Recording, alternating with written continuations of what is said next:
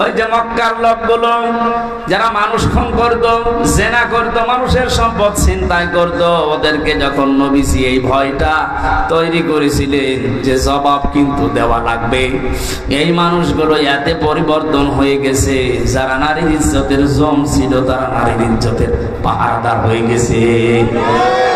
আমরা এই দেশে এইটাই করতে চাই,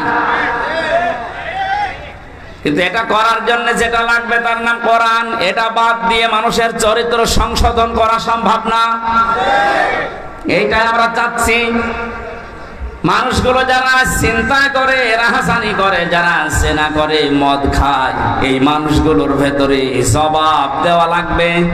এই টেন্ডেন্সি যদি আমরা এই সমস্ত অনুষ্ঠানগুলো করে করে ঢুকিয়ে দিতে পারি, যারা চিন্তাই করছে তারাই সম্পদের পাহারাদার হবে ইনশাআল্লাহ। নবীদের যুগে যারা হয়েছিলেন তারাও তো মানুষ না ফেরেশতা? তারা যদি হতে পারে এই কোরআনের দ্বারা, আমরা পারবো না ইনশাআল্লাহ?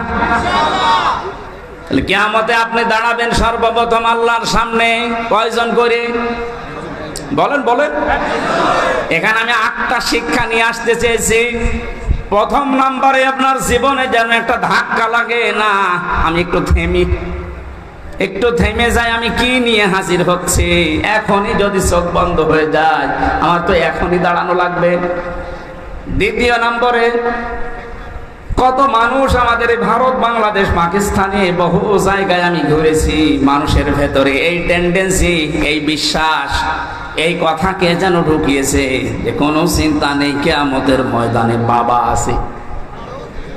এরকম বিশ্বাস নেই দেশে? আপনাদের এই রংপুর, রাজশাহী, রংপুর এই সমস্ত বিভাগগুলোতে একটু কম আছে, এগুলো বেশি চট্টগ্রাম, সিলেটে।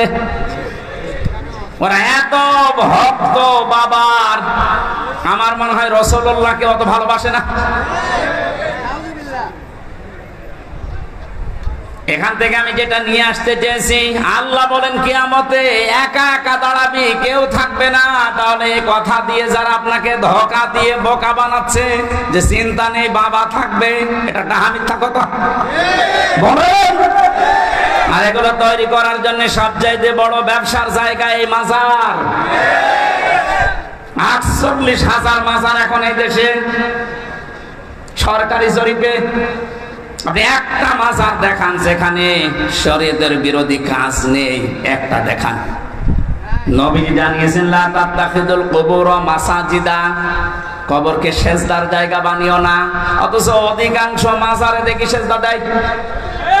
বলেন, মাজার পাকা করা নিষেধ, মোজাইক করা নিষেধ, টাইলস লাগানো নিষেধ, অথচ গরু ছাগল মরে গেলেও 3 তালা হচ্ছে কবর।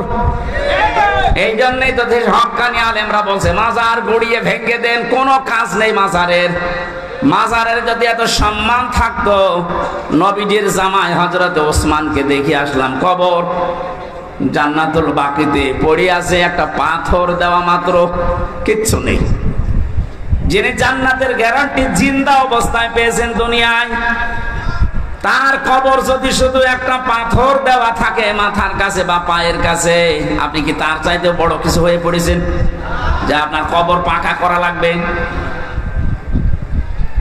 এগুলো যারা করছে বা করবে, এক কথায় বলছে সব ব্যবসা, কোনো কাজ নেই। মাজারে আগরবাতি, মোমবাতি, টাকা পয়সা দিলে যদি ভাগ্য খুলতো, রাসূলুল্লাহর যে খবর আমার মনে হয় 50 তলা হয়ে যেত।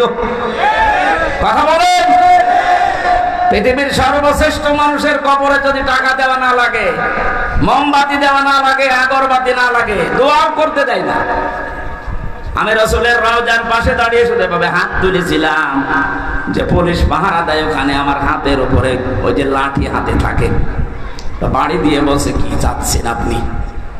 কিছু চাই না, রাসূলের জন্য দোয়া করছি। আমি আরবিতে ওনারে বললাম, ওনার ভাষা দিয়ে আমারে বলছে কি বলেন, আপনি যদি দোয়া করার দরকার হয় কাবা শরীফের কাছে, কাবার দিকে তাকান, কাবার মালিকের কাছে কিছু বলেন, রাসূলের কাছে আপনি কি চান?